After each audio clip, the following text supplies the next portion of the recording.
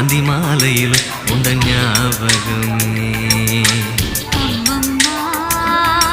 முதல் பார்வையிலே சொன்ன வார்த்தையெல்லாம் ஒரு காவியமே. சின்ன சின்ன ஊடல்களும் சின்ன சின்ன மோதல்களும் மின்னல் போல வந்து வந்து போகும். மோதல் வந்து ஊடல் வந்து முட்டிக்கொண்ட போதும் இங்கு காலம் மட்டும் காயமின்றி வாழும். இது மாதங்கள் நாட்கள் செல்ல நிறம் மாறிடும் பூக்கள் அல்ல.